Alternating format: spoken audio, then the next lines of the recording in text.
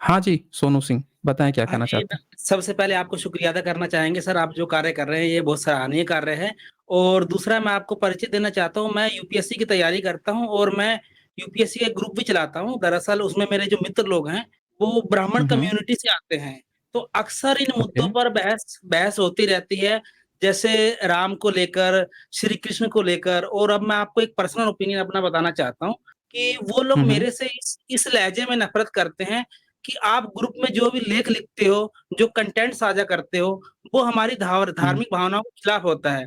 तो मैंने उनको यही रखा है, जैसे आपने मेरे को बताया था ना, जिस प्रकार आप बताते हैं, जो संदर्भ देते हैं, मैंने वही हुँ, श्लोक हुँ। मतलब मनुस्मृति के मांस खाने वाला, यदि मांसाहार की बात की जाए, मांसाहार पर कोई लेख है, यदि कपड़े पहनने पर कोई लेख है या महिलाओं के संदर्भ में कोई लेख है, यदि मैं वो संदर्भ देता हूँ, तो उनको लगता है कि ये हमारी धार्मिक भावनाओं को आहत कर रहा है। और जबकि संयोग से कैसे? मेरा नाम वो उनको लगता है कि आप इस पर कटाक्ष कर रहे हो और विकृति नहीं, नहीं, शब्द तो आप कटाक्ष नहीं कैसे? जानते। मतलब नहीं, उनको लगता कटाक्ष है कि कैसे आप मतलब कोई कोई किताब हाँ, से अगर हाँ, रेफ़रेंस यस, यस निकाल के शेयर कि किया जाए, आप हमारे उससे मनु धार्मिक आप भावना कैसे आहत होती है? हाँ, कह रहे हैं आप हमारे भगवान को गाली दे रहे हो, मनुस्मृति ने मतलब हमारे मनु भगवान ने मतलब अच्छा लिखा हुँ। है।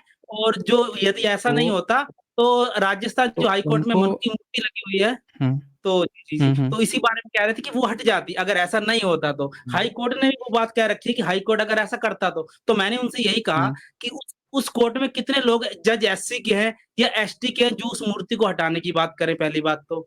तो हुँ। इसी इसी रूप में लेकर मतलब वो कहते हैं हमको कि हाँ, आप हमारी धार्मिक भावना को आहत कर रहे हैं। तो मैंने यही कहा, प्रमाण दीजिए आप, आपके ग्रंथ सच्चे हैं, तो आप बताइए कल्चर। और हमारे देश के जो डिप्लोमेट चाहे हों, चाहे हमारे देश के राष्ट्रपति हो, प्रधानमंत्री हों, वो देश में क्यों कहते हैं कि हम बुद्ध के देश से आए हैं? वो क्यों नहीं बोलते कि हम राम जन्मभूमि से आए हैं या महादेव की शरण से आए हैं या कृष्ण के यहाँ से आए हैं? तो ऐसा ये तर्क बात जब करते हैं, तो फिर सामने से उनका जवाब आता है कि आप लोग तो मतलब बात नहीं मानोगे, अपनी बात को सर्वोपरि करोगे। मतलब मेरे दोस्त लोग भी ऐसा बोलते हैं। अब समझ में नहीं आता कि मैं उनको कैसे प्रमाणित करूँ या कैसे बताऊँ? वो मेरे को इस लहज़े से बुरा समझते हैं। देखें, जातिवादी जो होता है ना, जातिवादी की पहली लक्षण ये होती है कि वो आपको सुनेगा नहीं। दूसरी जी, बात कि जब आप उसको सच बताएँगे, तो तुरंत ही उसका जातिवाद बाहर नज़र आ जाएगा। अब वो क्या करेगा कि वो जान जाएगा कि आप बिल्कुल सत्य बोल रहे हैं, तो वो इस बात को नहीं कहेगा कि आओ हम इसकी ना चेक कर लेते हैं कि हमारे ग्रंथ में लिखा है कि नहीं लिखा है। वो क्या जी, करेगा, आपको ना एंगल बदल देगा। जैसे उसने क्या कहा, धार्मिक भावनाओं को आहत अच्छा, धार्मिक भावना क्या आहत होती है? जिस हाँ किताब जी, में वो बात लिखा है, जिसने लिखा है वो भी ब्राह्मण है। छाप के जो जी, बेच रहा है, वो सब ब्राह्मण हैं। भारत में जी, सैकड़ों साल से वो छाप के बेच रहे हैं, वो सब के सब ब्राह्मण हैं, उनके ही देख-रेख में सब चल रहा है। तो क्या वो उसकी धार्मिक भावना अभी तक आहत नहीं कर रहे थे? बस जैसे कोई गैर ब्राह्मण व्यक्ति उस किताब को पढ़ के एक बार पढ़ के दिखा दिया कि भाई इस किताब में ये लिखा है, तो धार्मिक भावना कैसे आहत हो गई? आप जी हाँ, सोचिए। बिल्कुल वही वो चीज़ वही वही तो वो ऑलरेडी कह रहे हैं। किताब और में छपी हुई है, मार्केट में बिक रही है, तो इनकी कोई धार्मिक भावना ब्राह्मण छाप के अनुवाद करके बेच रहा है, कोई धार्मिक भावना आहत नहीं हुई। तो इससे ये पता चलता है कि वो दरअसल ये दिखा रहे हैं कि हम तो दादा हैं, हम जो है जातिवादी हैं और तेरी औकात नहीं है बे कि तुम हमसे ना धर्म पे बात कर हाँ, सको। Yes, yes. समझ और रहे हैं ना? वो उनके ये अंदर कह रहे हैं, उनके अंदर दरअसल उनके वो अंदर यही उनके बात अंदर कह ही रहे लॉजिकल हैं। जी, वही उनके अंदर जो हाँ। लॉजिकल फैलेसी वाला कॉन्सेप्ट है ना कि हम बात कर रहे हैं कि हाँ, यहाँ पर तो कहते हैं कि नहीं, नहीं, नहीं, नहीं, आप सुनो कटाक्ष मुस्लिम पे नहीं। क्यों नहीं करते? नहीं, नहीं, जी, वो ये नहीं कह रहे हैं कि उनके अंदर लॉजिकल वो दरअसल दादागिरी दिखा रहे हैं, कह रहे हैं कि हम तो ठोक के जातिवादी हैं बे, तुमसे काहे बात करेंगे धर्म पे, वो ये कह रहे हैं दरअसल। लेकिन कहने का लहज़ा दूसरी तरह से है कि धार्मिक भावना आहत कर रहे हो, ये कर रहे हो, वो लहज़ा थोड़ा बदल दिए हैं। असल में वो ये कहना चाहते हैं कि हम घोर जातिवादी हैं ऐसे ही जातिवाद करते हैं, ऐसे ही छाप के बेचेंगे बेटा तू ना कह नहीं पाओगे, मेरे सामने मुँह नहीं खोल के मेरी लिखी हुई बात तू हमसे काहे दिखा रहा है बे? हम तो घोर जातिवादी हैं, हमारे जी, बाप-दादे जातिवादी थे यही छाप के बेचेंगे हम। अगर जी हाँ, उनकी धार्मिक भावना आहत हो रही होती, तो वो जाके जो छाप के बेच रहा है, उस पर जाके अभी तक फैसला हाँ, करवाते कि इन्होंने गलत छपाई की है, हमारे धर्म ग्रंथों में गलत लिखा है, उस पर जाके वो बहस कर रहे होते हैं। वो आपसे कह रहा है यानी कि वो ये कह रहा है कि हम तो छाप के बेचेंगे बेटा, तू कौन होता है हमको हमारी गलती दिखाने वाला? वो ये दरअसल ये कह रहे हैं। लहज़ा बस बदल दिए हैं। हाँ जी, बस वही और समझ रहे दूसरी हैं? बात जो गणेश हुँ, हुँ। चतुर्थी जब अभी हुई थी हाल ही फिलहाल में, तो हमने यही कॉन्सेप्ट रखा कि गणेश चतुर्थी जो होती है, तो ये क्यों नहीं किया जा सकता कि चलिए आपकी मान लेते हैं बात, ठीक गणेश चतुर्थी थी जबकि वो भी उसका कॉन्सेप्ट भी गलत है, जैसा कि आपने अपनी स्ट्रीम में बताया भी, अच्छे से बताया। तो अब बात यहाँ पर आती है कि आप लोग क्यों ये बड़े-बड़े जलाशयों में गणेश की मूर्ति करते हो, विसर्जित करते हो, जिसमें पीओपी होती है, जानवरों को भी हानि होती है, तो फिर आपकी धार्मिक भावनाएँ कहाँ चली जाती हैं और आप लाते हो मूर्ति को और 10-11 दिन में वहाँ पर उसको मतलब भगा देते हो। ये कौन-सा आपका भगवान है, जो आता है और जो भागता है और उसके बाद आप कहते हो कि हम रो रहे हैं उस भगवान के नाम पर। अब बात यहाँ पर ये भी आती है, तो फिर शब्द यहाँ पर यही आता है कि आप लोगों की धार्मिक भावनाओं को आहत क्यों कर रहे हो? तो मैंने कहा भीड़ तो वही चाहेगी ना, जो मतलब उनको पता नहीं है और एजुकेशन का स्तर आप जानते हो, आज़ादी के बाद भारत की जनता कितने परसेंट लिटरेसी रेट कितना था हमारा और आज का लिटरेसी रेट क्या है? धीरे-धीरे लोग पढ़ रहे हैं, लिख रहे हैं और तर्क करने की क्षमता उनके अंदर डेवलप हो रही है। जब तर्क करने की क्षमता डेवलप हो रही है, तो वो चाहेंगे ना हम वैज्ञानिक सोच के आधार पर हम तय करें कि क्या सच है, क्या झूठ है। उस बात को वो मानना नहीं चाहते और सब कुछ रख देते कि व्यक्ति की आस्था होती है, भगवान की लीला होती है। जैसे ये विकास दिव्य कीर्ति सर बोलते हैं ना, अक्सर विकास दिव्य कीर्ति सर मतलब अपने इन मुद्दों पर नहीं बोलते हैं, चाहें तो वो बोल सकते हैं, परंतु बिज़नेसमैन एक हैं तो क्यों बोलें वो? कि भगवान की सब लीला है, गलत कृत्य होते रहेंगे, सब होते रहेंगे लेकिन बोलते नहीं हैं। ये उनका मतलब एक तरह से कह सकते हैं मेरे मार्गदर्शन भले ही हैं, मैं उनका मतलब शिष्य रहा हूँ, लेकिन एक दोगलापन उनके अंदर से आ जाता है कहीं न कहीं निकल कर। वो नज़र नहीं आता अलग बात है, परंतु इसमें कोई दो राय नहीं है। तो ऐसे-ऐसे तर्क प्रस्तुत करते हैं कि आप आस्थाओं पर प्रश्न चिन्ह क्यों लगाते हैं? ये हमको हमारा एथिक्स सिखाता है। मैंने कहा एथिक्स तो सिखाता है, लेकिन एथिक्स हमको ये भी सिखाता है कि आप तार्किक बनो। हमारे संविधान में भी लिखा गया है कि वैज्ञानिक दृष्टिकोण लेकर आओ अपने अंदर। दरअसल यहाँ पे बात पता है क्या है? यहाँ पे बात ये है कि बहुजन समाज ये बात बार-बार रिपीट करने की ज़रूरत है कि ब्राह्मण की सारी किताबें हमारी आस्था आहत कर रही हैं। बहुजन समाज क्या करता है, किताब उनकी खोल के दिखाता, वो आपको उल्टे कह देता है कि हमारी भावना आहत कर रहे हो, हमारी ही किताब हमको दिखा रहे हो। यहाँ पे जी, बहुजन समाज को अब ये कहने की ज़रूरत है कि भाई तेरी किताब जो है ना, हमारी आस्था आहत करने के लिए लिखी गई है। तू छाप-छाप के इतने साल से बेच रहा है, तूने इसको हमारा धर्म बना दिया है। बहुजनों की आस्था, एससी, एसटी, ओबीसी की आस्था आहत करना तेरा धर्म है।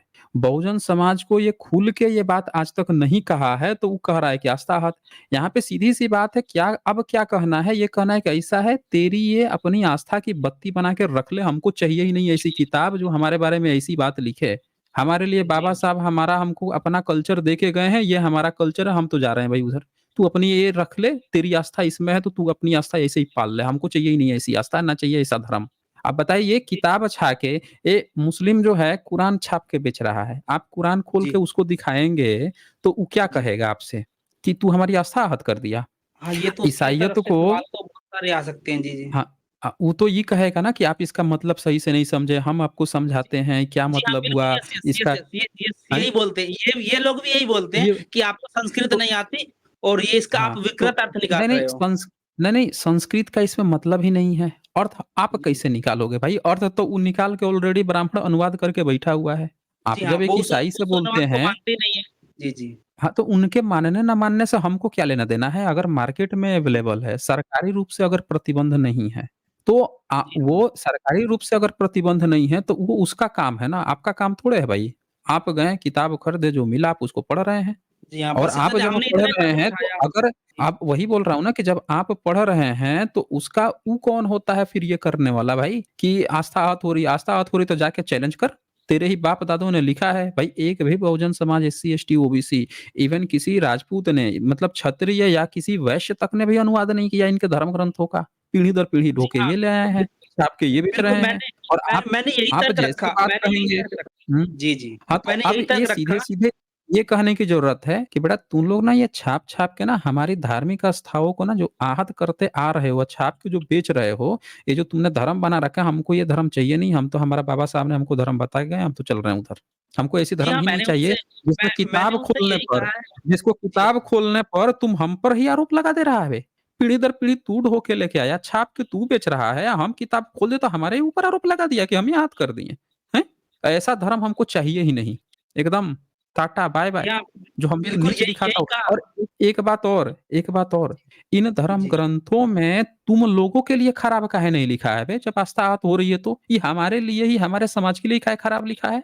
महिलाओं के लिए ही खराब काहे लिखा है? अगर ये कि कोई खराब अनुवाद है, तो तुम्हारी जितनी किताब है उसमें ब्राह्मणों के बारे में ही तारीफ़ क्यों है? बाकी सबके बारे में खराब बात क्यों लिखी हुई है? ये भी तो बात है ना? जी, ये जी, भी तो जी, देखिए। बिल्कुल यस। अगर और अनुवाद गलत है, चाहे जो भी है, तो ब्राह्मणों की ही अच्छाई क्यों लिखी हुई है उसमें? तो सबके यस, यस, लिए जी सर। भर-भर के गाली दी है। हुँ। यही तर्क दिया कि मैंने कहा ये ज़िम्मेदारी किसकी, अगर आप कहते हो कि गलत लिखा हुआ है, तो आप अपने बाप-दादा की, पूर्वजों की गलती मानने के लिए एक समाज सार्वजनिक रूप से आगे क्यों नहीं आता कि आज से हम इन ग्रंथों की पुनर्व्याख्या करेंगे या पुनर्मूल्यांकन करेंगे और उसमें आप लोगों का सहयोग लेंगे। जितनी बातें हमारे बाप-दादाओं ने लिखी है, हम उसके लिए क्षमा माँगते हैं।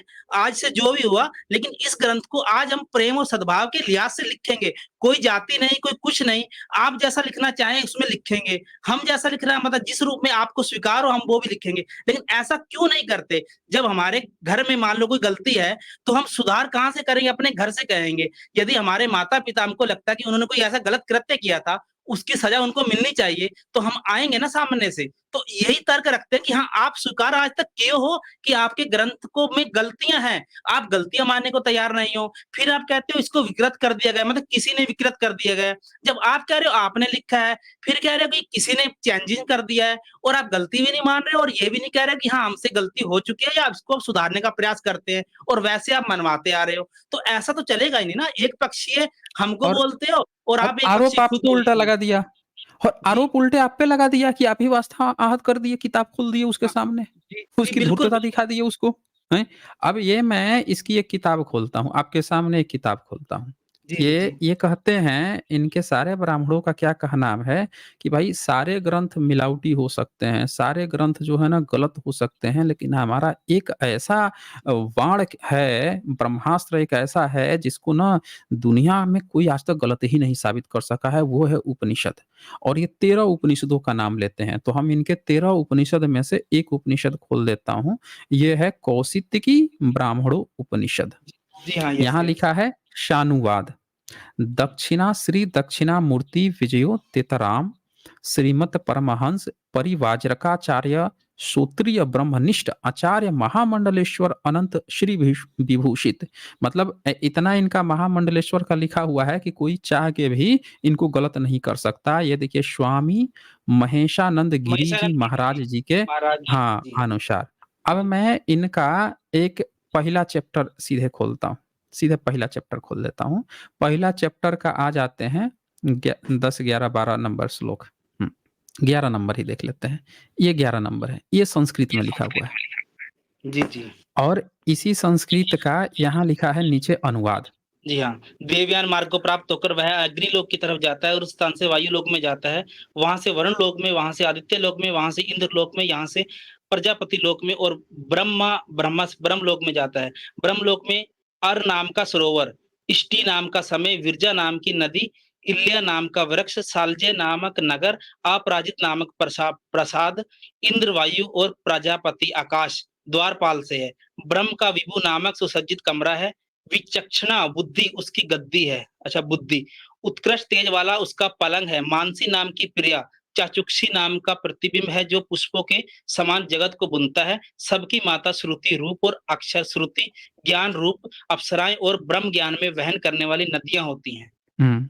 अब यहाँ जी, ध्यान दीजिएगा कि इन्होंने बता दिया कि जब आप ब्रह्मलोक में जाते हैं तो वहाँ पे ये चीज़ें मिलेंगी। अब 12 नंबर में क्या कहता है कि ब्रह्म को जानने वाला, जब आप इनके ब्रह्म को जान गए हैं, जैसे आप आगे बढ़ेंगे तो ब्रह्मा अपने सेवकों से कहता है, जी, यश से तुम दौड़कर उससे मिलो, यह विरजा नाम की नदी को फलांग चुका है, अब ये कभी भी जरा मुक्त नहीं होगा। आप जब ब्रह्मलोक में जाते हैं, अब ये देखिए 13 नंबर जैसे आप इनके ब्रह्मलोक में जाएँगे, इनकी सारी चीज़ों का आप पालन कर रहे हैं, इनके धर्म का, इनके ब्रह्म को जान गए हैं, त वहाँ देखिए 500 अप्सराएँ उसे मिलने को सामने आती हैं।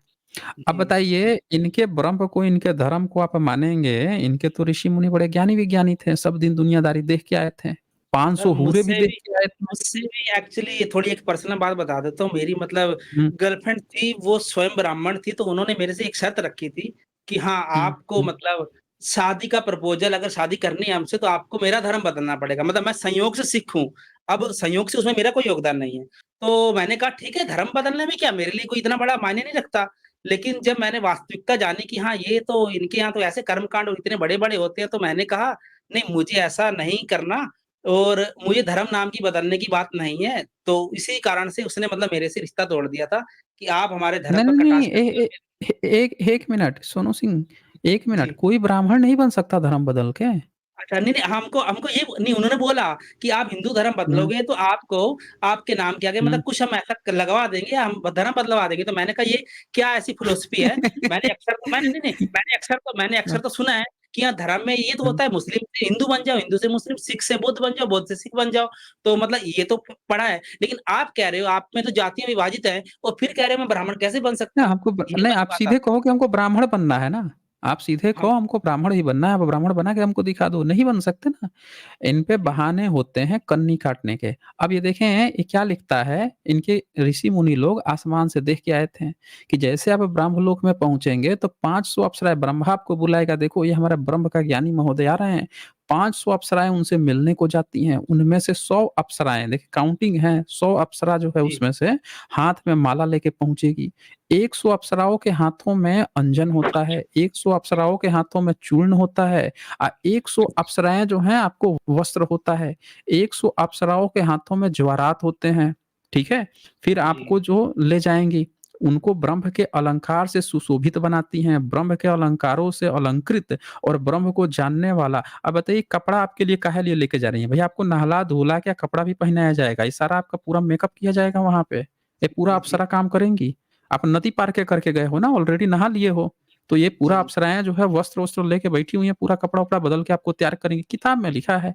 अब हमने जी, तो एकदम सीधा-साधा, सही-सही इनका किताब दिखा दिया कि इनके ऋषि-मुनि जो हैं 5-5 सौ अप्सरा ऊपर से देख के आए थे, बड़े ज्ञानी थे ना, बैठे-बैठे धरती से आसमान में हूर देख लिया करते थे। मतलब इनकी तो टक्कर चल रही है ना इस्लाम से, अरे तुम 72 हूर, हमारे यहाँ 500 हूरें हैं भई।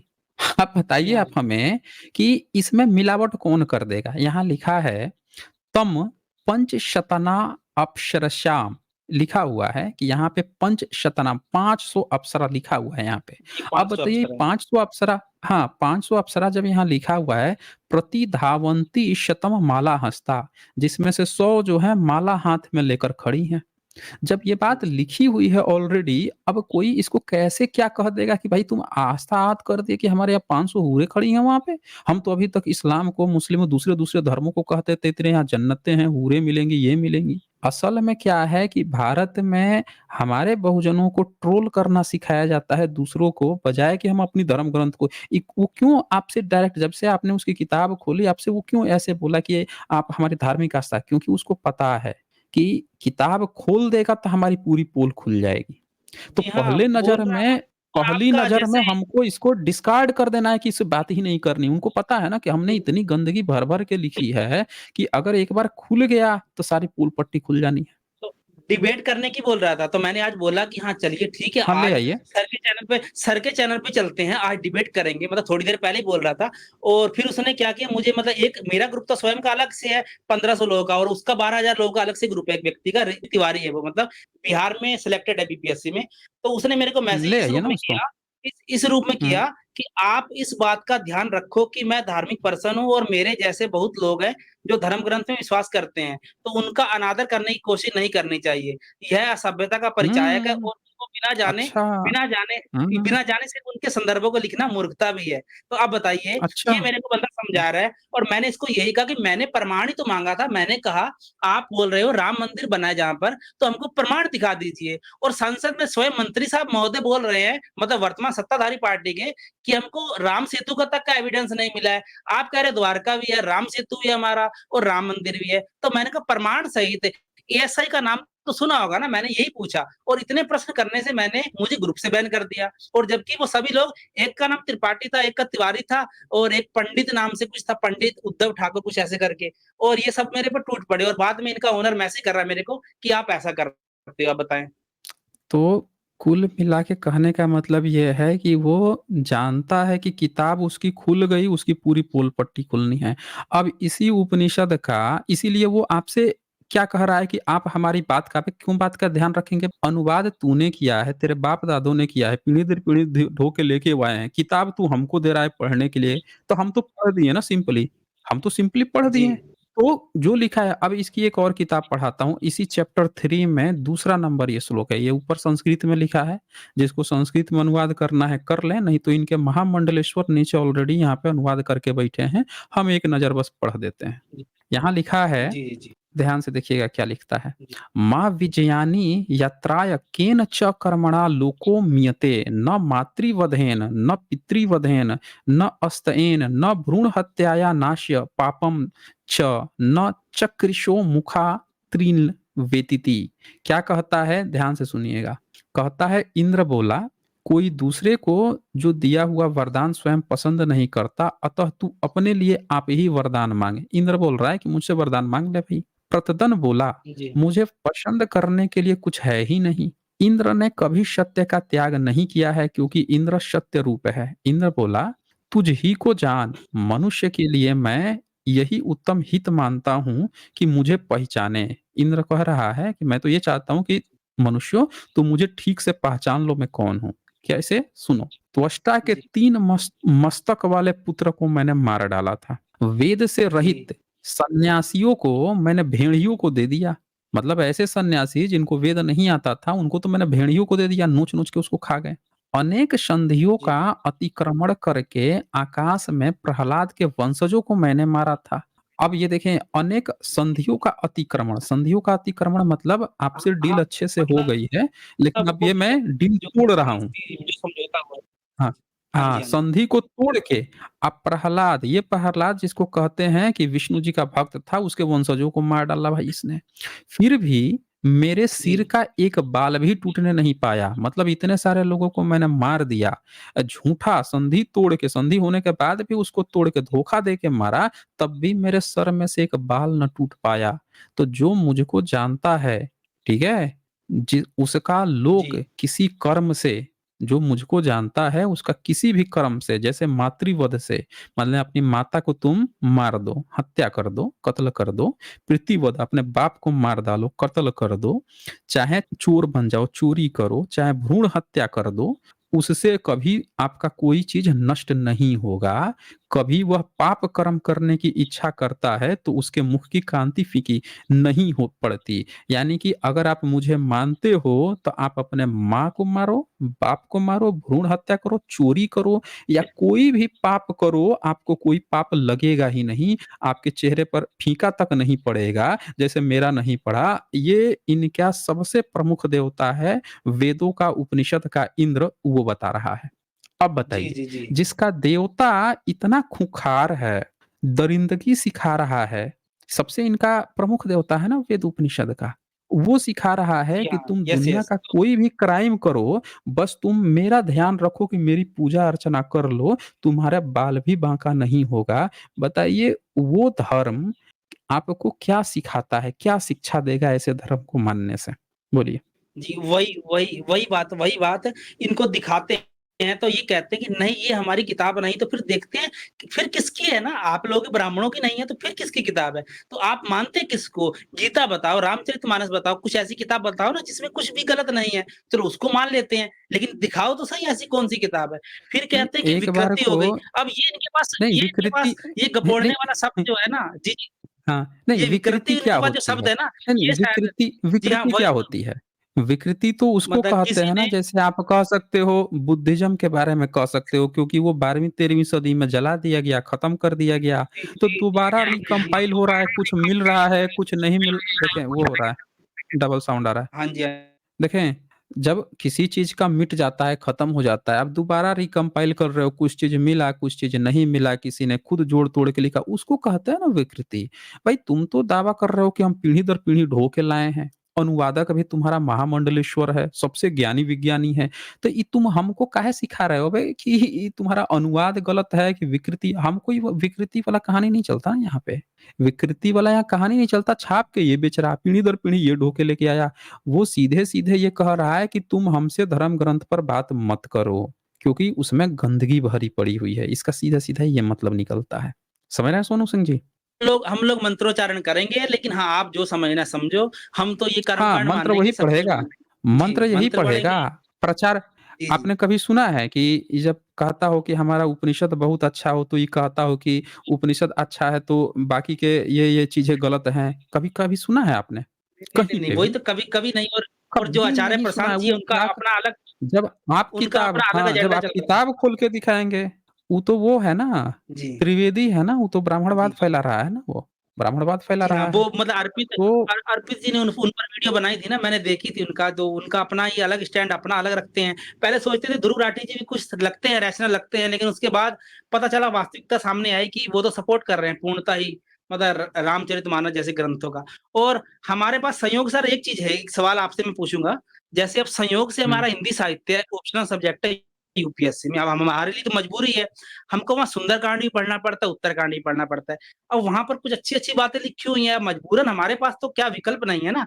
अभी दरअसल हमारा एक मोटिव नहीं है मतलब ऐसा है कि हम समाज को उस रूप में सुधार पाएँ, क्योंकि पहले अपनी पोज़ीशन ग्रहण करेंगे। अब हमारे लिए अगर एग्ज़ाम वाला नेचर देखें तो हमको थोड़ा-सा पोलाइटली रहना पड़ेगा और हम ये नहीं वहाँ पर विरोध जता सकते किसी सार्वजनिक मंच पर जाकर डायरेक्ट अभी कि हाँ, हम मतलब तुम्हारे में तो ये लिखा हुआ है, इसको सही करो या ऐसा करो, वैसा करो, क्योंकि फिर तो हम हमारे ऊपर विरोध हो जाएगा और हमको सिलेक्शन में बाधा आ जाएगी। अब संयोग से हिंदी साहित्य में हमको पढ़ना पड़ता है रामचरितमानस और उनकी जो मतलब अंतिम जो कुरुक्षेत्र कविता है ना, कुरुक्षेत्र ही पढ़नी पड़ती है। अब वहाँ राम के प्रसंग भी आते हैं और वहाँ मतलब उनके विभीषण के प्रसंग भी आते हैं, तो वो अब हमको मजबूरी में लिखना पड़ता है और उनके फेवर में लिखनी पड़ती हैं बातें। अब हम उससे कैसे टैकल देखें करें कि जब हम ये हमारे मन में है नहीं कि किसी प्रकार की कोई श्रद्धा नहीं है, लेकिन हमको वहाँ पर बनावटी बातें मजबूरी में लिखनी पड़ रही हैं, राम के सापेक्ष में लिखनी पड़ रही हैं, कृष्ण के सापेक्ष लिखनी पड़ रही हैं, उद्धव, गोपियाँ और वो उद्धव का जो प्रसंग आता है, तो ये कारण ये भी आ जाता है थोड़ा-सा सर। तो इसको टैकल कैसे किया जाए? देखें सोनू सिंह जी, एक बात आप अच्छे से जी, समझिए कि जी। आप एजुकेशन में हैं, वो बनाया है ब्राह्मण ने। हाँ ब्राह्मण जी, बिल्कुल बनाया ब्राह्मण ने है तो सहमत है, बिल्कुल सहमत है। वो वही चीज़ आपको पढ़ाएगा जो वो पढ़ाना चाहता है। हमको जी, अगर चेंज चाहिए, बदलाव चाहिए तो आप जैसे हज़ारों लाखों की लोग संख्या में वहाँ पे पहुँचे। बताइए वो जी, कितनी आसानी से बौद्ध विहारों में बुद्धिस्ट बन-बन के घुस गया, पंचमंगिया फिफ्थ कॉलमनिस्ट बन के घुसा, रहा मुस्लिम के साथ गठजोड़ करके धोखा दिया सब उजड़वा दिया, कब्जा कर लिया। कितनी आसानी से काम किया है, उसने एक लंबा समय लिया ना। जब उसने इतना जी, जी, लंबा बिल्कुल। समय लिया तो हमारे बहुजन समाज के लोग फिर वो भी उनको भी तो लंबा समय चाहिए ना। आप घुसिए, पढ़िए, रहिए। हाँ, बिल्कुल, आप जिस भी दिन वही मौका प्रैक्टिस मिलेगा मैं तो अपनाइए ना। इसकी जी हाँ, हाँ, आप बिल्कुल, हाँ, यस, रिसर्च यस, बिल्कुल। लिखिए, भीतर घुसिए, पढ़िए, रिसर्च लिखिए, आप भी रिसर्च लिखिए कि तुलसीदास क्या जातिवादी थे, आप भी रिसर्च पेपर जब आपका सब चीज़ हो जाए तो छाप मारिए आप भी। 2-4 10 जी हाँ, किताबें आप बिल्कुल, भी यस। लिखिए और यस, किताब यस, बिल्कुल हम लिख-लिख लिखने का के प्रयास पूरा करते हैं। जी, कोपरनिकस कोपरनिकस जब ये किताब पता उसको चल गया कि पृथ्वी ही सूर्य के चक्कर लगाती है, कितनी जी दूरी हाँ, पर यस। क्यों समर में गर्मी पड़ती है, अब विंटर में ठंडा पड़ता है, दूरी डिस्टेंस का क्या फ़र्क पड़ता है, दिन-रात क्यों कम होता है, जब सब चीज़ उसको पता चल गया, लेकिन उसकी हिम्मत नहीं थी पोंपों के आगे, क्योंकि उसने अपने आँखों के सामने देखा था कि पोंप जो है मार देते हैं, जो साइंटिफिक बात करता है, तो कहते हैं हमारे जी धर्म ग्रंथ हाँ, के खिलाफ है। तो यस सर, उसने यस सर। छपवा अपने पूरे ज़िंदगी में उसने किताब नहीं छपवाई लेकिन लिख के रखा हुआ था। जब मरते हुए जब बेड पे पड़ा हुआ था, आखिरी साँस गिर रहा था, तब कहा अब छाप दो, अब तो मर ही रहे हैं, अब कोई हमको मारिए देगा तो क्या होगा? छापो इसको, जी, छपवाओ इसको। जी, मतलब बिल्कुल। हम अब तो कह जैसे अब रहे हैं कि आप काम करते रहिए ना भई पैरेलल में, हर चीज़ हल्ला थोड़ी जी, किया जी। जाता है। हाँ, यस, हुँ, यस, बिल्कुल, यस, यस, हल्ला नहीं करेंगे अभी लेकिन हाँ, वही बात है कि हाँ, हुँ, सुधार के लिए भी थोड़ा लंबा समय चाहिए होता है, ये बात हम स्वीकार कर रहे हैं और धीरे-धीरे लोगों की हुँ, मानसिकता बदल सकती है। एकदम से तो फिर क्रांति होगी और क्रांति करने के लिए अभी शायद हमारे पास मतलब हमारा बहुजन समाज इतना सशक्त नहीं हुआ है कि क्रांति कर पाए इस देश में अभी तक। क्रांति करने नहीं दिया हुँ। जाएगा उनको, उनको दबा दिया जाएगा। ठीक है, तो यही है ना जैसे ओके, जी, जी, okay. Okay sir, okay thank you so much Sonu sir ji. समय दिया हुँ, आपने इतना। जी, जी, नमो हुँ, हुँ। बुद्धाय। हाँ, नमो बुद्धाय। जय